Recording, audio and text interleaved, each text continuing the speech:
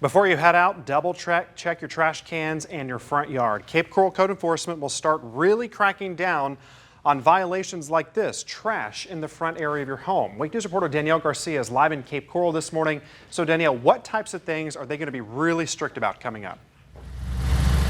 Yeah, Corey, some of the most common violations that the city says they want to fix is parking your work truck in the driveway overnight, reducing excessive signs like neon lights in front of businesses, having your grass or bushes too tall, leaving hurricane shutters up year-round, things that really impact the aesthetics of the city. Now, they also want to reduce the amount of time people have to comply to less than 2 weeks. I spoke with one guy in the Cape, and he and his wife have been having issues with their neighbor's pile of junk for years. So he thinks this is a good idea. They need like some kind of permanent solution to sort these people out. Like you get so many fines and then that's it. You have to move. They have to get a way to take them to court and force them out or keep fining them until the city owns the house. Now, that man said he wishes code enforcement would focus more on the serious violations like the one he has and less on the more trivial ones. Now, he says because of this whole headache with his neighbors, he's actually moving out of the city next month.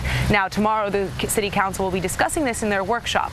Live in the Cape, I'm Danielle Garcia, Wink News Now. A Southwest Florida teacher is still sitting in a jail cell accused of sexting a student and inappropriately touching another in class. And Lindsay, this morning we are hearing from a former student of Immokalee High School who says one crime like this is far too many, and it follows the arrest of math teacher and basketball coach Travis Westbury. Well, take a look. Here is now his new mugshot. Collier County investigators say he told them he had a sex addiction. And this is not the first time a Collier County teacher is accused of being inappropriate with students. Former Parkside Elementary School teacher Hector Manley is accused of molesting more than a dozen students. Former Immokalee High School student Nancy Salazar says this is scary. I wonder, if the schools go into depth when they hire these people. Do they do good background checks? I was just a student a few years ago, and honestly, it could have been any of my peers back then as well.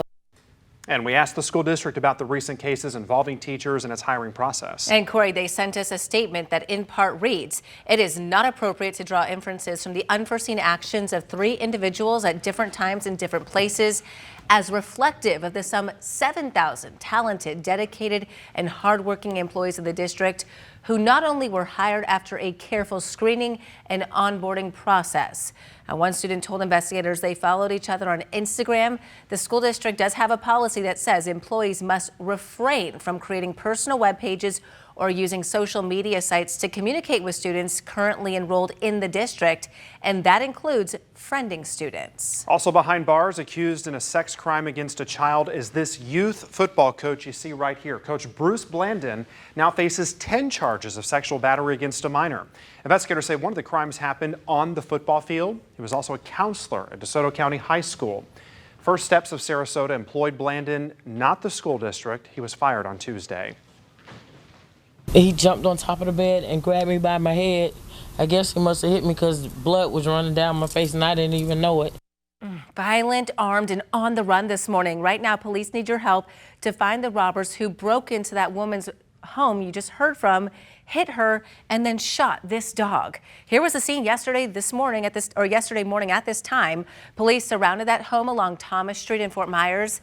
They say the 2 men were wearing dark-colored sweatshirts and masks. The dog was rushed to the vet, but the owner says she doesn't understand why someone would want to hurt her beloved pet.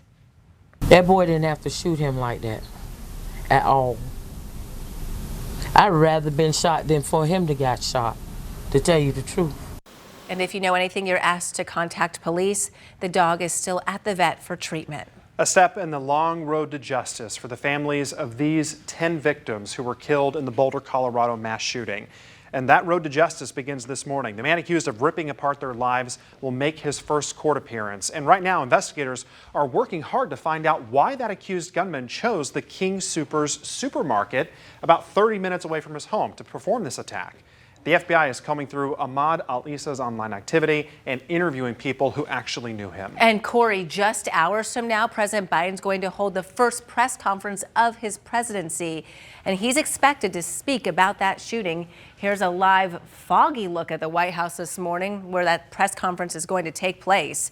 The Biden administration is considering at least 3 executive actions: strengthening background checks, blocking the sale of gun-making kits, and providing more funding to fight gun violence. At today's presser, he is also expected to touch on immigration at the southern border and COVID-19. We have a lot to get to on this Thursday morning, including a chance for you to weigh in on a new school. Coming up, where you can go today to tell leaders what you really want in this massive project.